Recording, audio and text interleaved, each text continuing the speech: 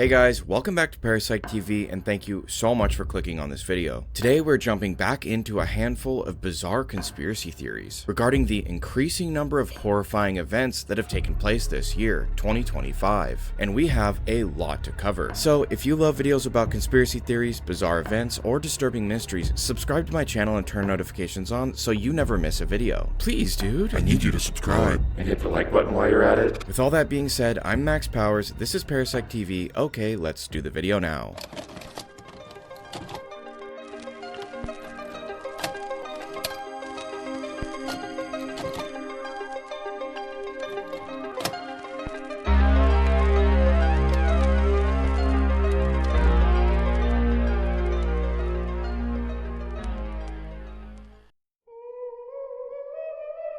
Throughout 2025, a flood of viral clips began circulating, young children having disturbingly intense reactions to a mundane part of modern life: Bluetooth speaker smart assistants.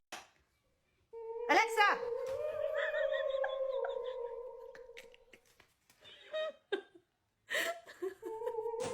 Hey Google! Hey Google, what's the weather like tomorrow? Hey Google!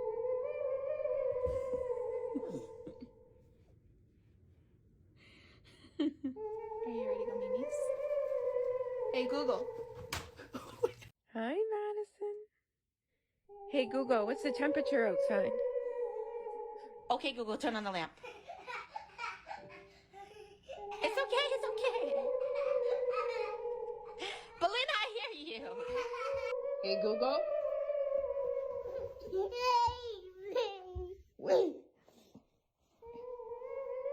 My daughter gets Alexa. scared when I say Alexa.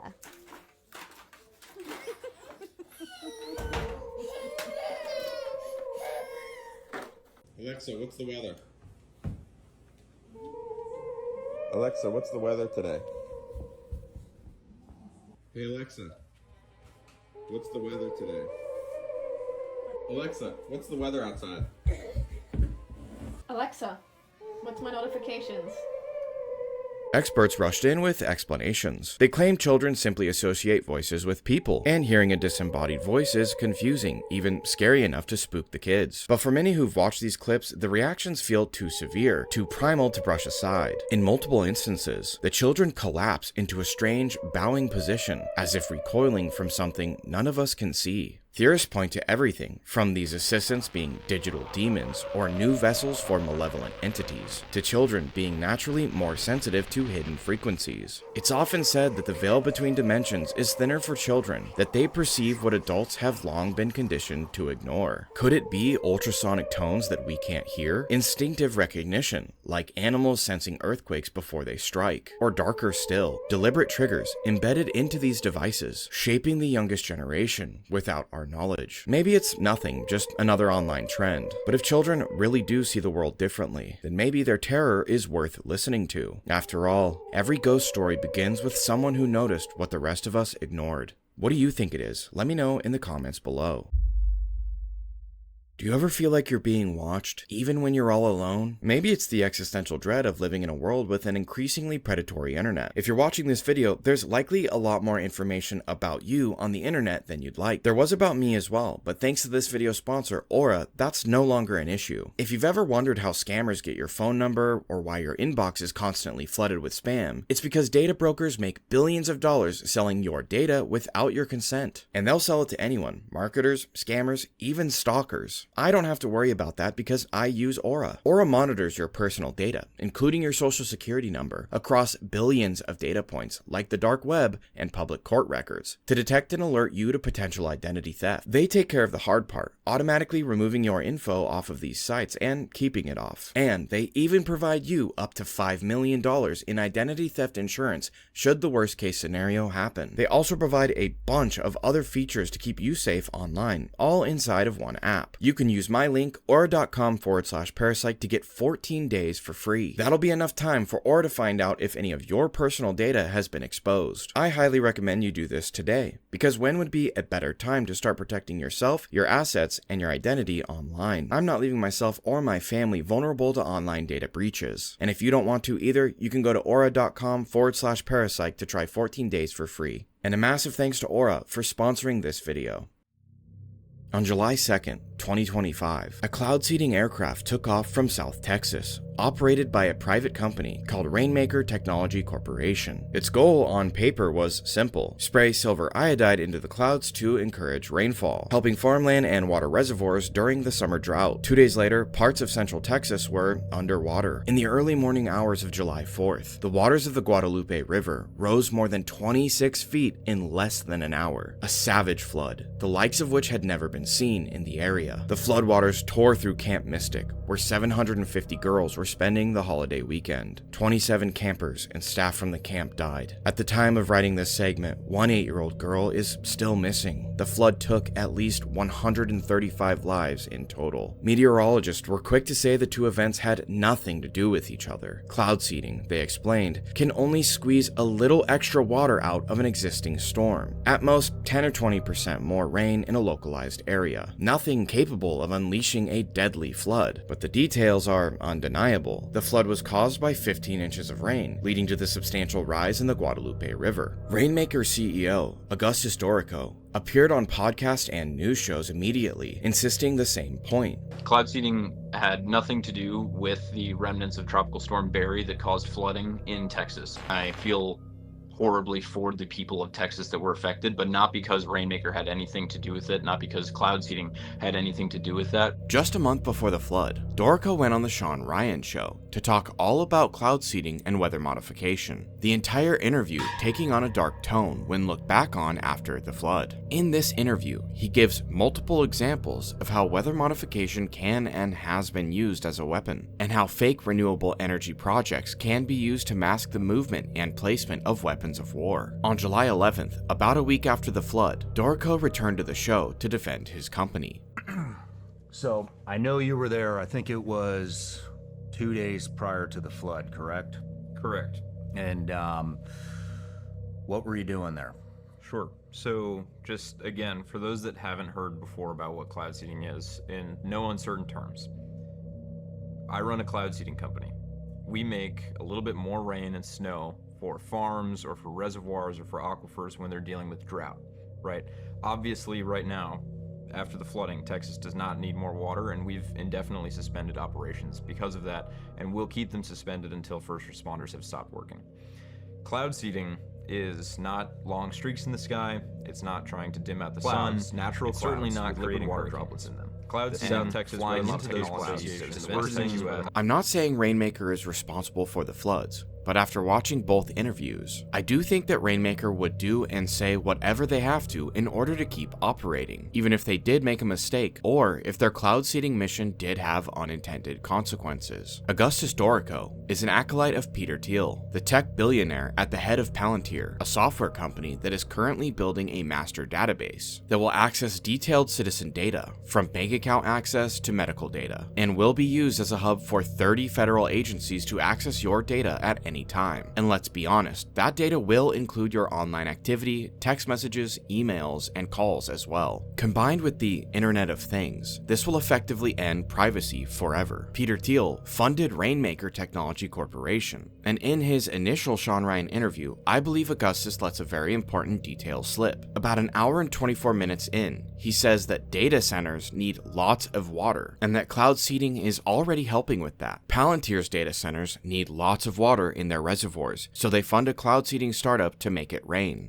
Here's one of my issues. For years, weather modification was mocked as a fringe conspiracy theory, officials insisting that it didn't exist, that spraying chemicals into the sky to manipulate the weather was nothing more than a paranoid fantasy. And yet today, cloud seeding is openly discussed, even celebrated as an exciting new technology. So how long has it been around? Years? Decades? longer? If this is what we're allowed to know about, what systems exist that we don't know about? How many times have we heard that classified technology is decades ahead of what the public sees? Even government documents admit weather modification has been studied as a tool of warfare since at least the Vietnam era, when Operation Popeye seeded clouds to bog down enemy supply lines. If weather modification is more advanced than we're led to believe, how can anyone say with certainty that cloud seeding couldn't intensify a storm system already primed to break loose? More rain means higher creeks, higher rivers, a heavier burden on land already saturated. Maybe cause and effect shouldn't be so easily dismissed. Maybe it really was a coincidence, a routine flight followed by a freak confluence of weather, the remnants of Tropical Storm Barry merging with unstable systems overhead. Or maybe this time the experiment went a little too far. In the end, when a private company can alter the weather, even in small ways, and a flood follows almost immediately after, the question practically asks itself: was this an accident of nature, or a glimpse at something those in power are already doing, but just not admitting? Virginia Giuffre was one of the most outspoken survivors of Jeffrey Epstein's empire. For years, she insisted she would never stay silent, no matter the threats or the pressure. Over the years, she claimed several times over that she was in no way, shape, or form suicidal. In July of 2025, reports began to swirl in Australia that Virginia was dead. She had allegedly done what she said she never would, and the circumstances surrounding her death are even more mysterious than most people know. For many, the parallels to Jeffrey Epstein's own mysterious death in custody were too much to ignore. And if Virginia's passing was the first domino, what followed made the whole situation all the more disturbing. Like I said, Virginia was an outspoken victim of the Epstein-Maxwell ring, but she was also in a bitter legal battle with her estranged husband, Robert Giuffre. According to Virginia, during a trip to celebrate one of their children's birthdays, Robert viciously attacked her, leaving her with a perforated eye and a cracked sternum. To the family's shock, after this incident, Robert quickly filed a family violence restraining order against Virginia, alleging that she had become violent with him. She was then forbidden by the court from seeing her children, which was excruciating for her. Robert apparently hired 71-year-old Cheryl Myers to look after Virginia as a full-time caregiver. On March 24, 2025, Cheryl was driving with Virginia in the passenger seat when they suffered a collision with a school bus. Days later, Virginia posted a graphic photo from a hospital bed, showing her extremely bruised face and claiming she was suffering from renal failure, with 4 days left to live. The strange part, by all accounts, the crash was minor, with little to no damage done to either vehicle and no injuries. The bus driver had to leave the scene to take the kids to school, but afterwards he went and filed a police report. So everything was done above board, the police determining that since it was such a minor wreck, nothing needed to be done. Yet a month later, Virginia was gone. The media basically spun her death being self-inflicted, as a response to the injuries sustained in this minor accident, combined with her desperation to get back in touch with her children. To me, something about that doesn't add up. In fact, none of it does. And Virginia's father didn't buy it either. It's impossible. And then for them to say that she committed suicide, there's no way that she did. Somebody got to her. Soon after Virginia's death, stories began leaking from inside prison walls. A former cellmate of Ghislaine Maxwell claimed Maxwell openly boasted that she expected a presidential pardon, not from Trump, but from Biden. The reason? She said she had dirt on Trump that she could hand over in exchange. Her lawyers dismissed this claim as fantasy, but the whispers took on new weight when Maxwell's conditions suddenly changed. By August, her defender status was quietly lifted, clearing the way for her transfer to an even lower security prison camp in Texas, a facility some critics nicknamed the Real Housewives Prison for its open dorm style, therapy programs, and creature comforts. And then came another twist. In newly released DOJ transcripts, Maxwell abruptly reversed course. She insisted she had never seen Donald Trump behave inappropriately. She described him as cordial, defended him, and denied there was ever any secret client list to begin with. The woman who allegedly once hinted at cutting a deal to bury the president had suddenly begun defending him. To survivors, this wasn't just a betrayal. It looked like part of a bargain, repositioning herself not as a liability, but as an ally to the powerful. And it's not as if Trump and Maxwell were strangers. For years, the two traveled in the same circles: New York high society, Mar-a-Lago, celebrity galas. There's countless photographs of them together, smiling at events, mingling in the same exclusive spaces. Their connection isn't just a rumor, it's on film, preserved across decades. And then there's President Trump. During his campaign, he teased the idea of releasing the sealed Epstein files, hinting that the truth might finally come out if he returned to office. But when the moment came, his tone shifted completely. Instead of disclosure, he scoffed at the very idea, almost bullish, mocking the notion that anyone should still expect justice, treating questions about Epstein and Maxwell as immature, even ridiculous. Are you still talking about Giuffre Epstein? This guy's been talked about for years. You're asking, we have Texas, we have this, we have all of the things. And are people still talking about this guy, this creep? That is unbelievable. Do you want to waste the time on it? The same man who once dangled transparency now spoke as if the whole thing was beneath him. So what does it mean? Virginia Giuffre, dead, despite her insistence she was not suicidal. Maxwell, living comfortably in a low-security camp, praising the very man she once suggested she could destroy. And Trump, the man who teased the truth, now dismissing justice as if it were a childish fantasy. Maybe those are coincidences. Maybe not, but when survivors disappear, criminals thrive, and the most damning evidence is locked away, it's hard not to feel like the shadows are closing in.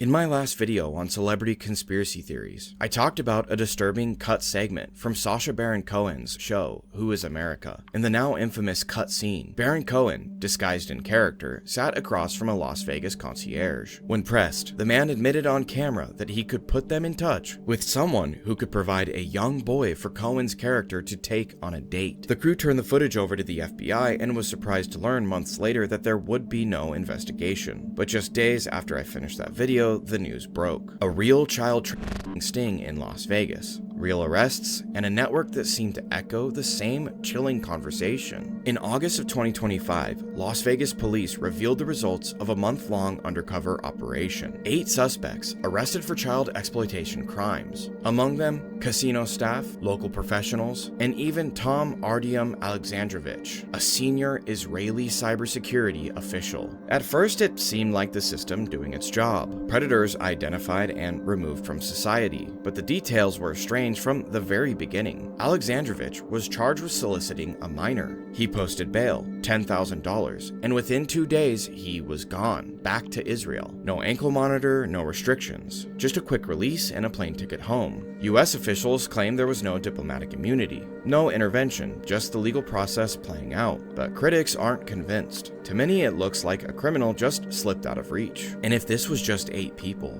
caught in one sting, who else was overlooked? How have these suspects with connections to private clubs, casino money, and organizations with ties to the city's elite not led to more arrests? The headlines, of course, stayed neat and tidy. Case closed. So was the concierge scene just a gag gone too far, or a glimpse at the disgusting dark truth? Was this thing just a local bust, or one more thread in a web that stretches further than any of us want to believe? The official story says it's over, but if this city's history tells us anything, it's that we'll never really get the whole truth.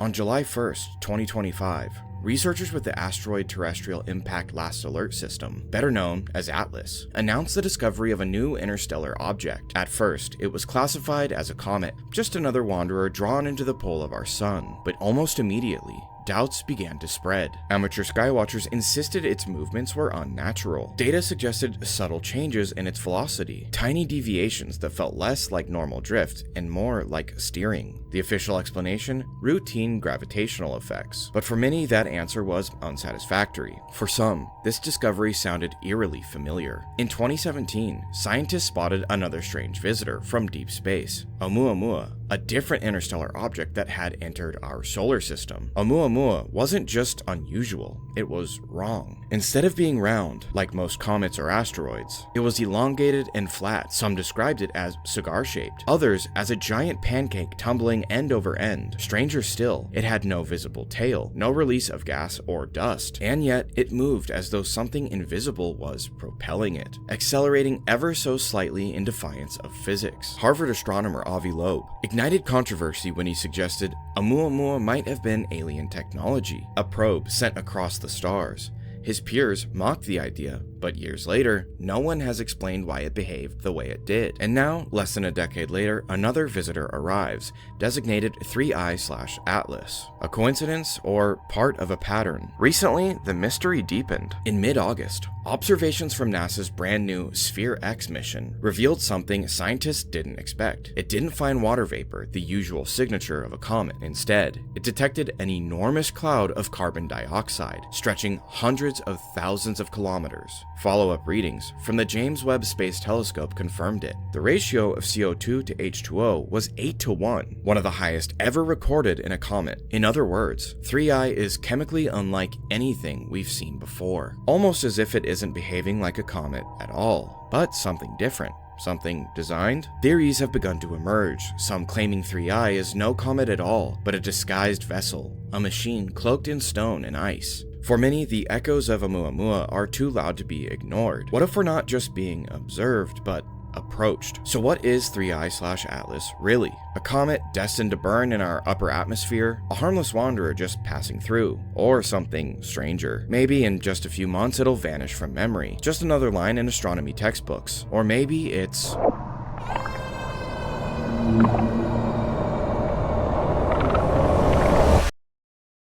Guys, thank you so much for clicking on this video and watching it all the way through. You guys made my last upload one of my top performing videos of my entire career, and for that I am so thankful. So please leave a like on this video if you enjoyed it, and make sure you're subscribed with notifications on. All of those things really do help so much. If there's any topics you'd like to see covered on the channel, leave that in the comments as well. For more disturbing videos that may be too graphic for YouTube, check out my Patreon. I just made an extremely creepy video about the cattle mutilation phenomenon.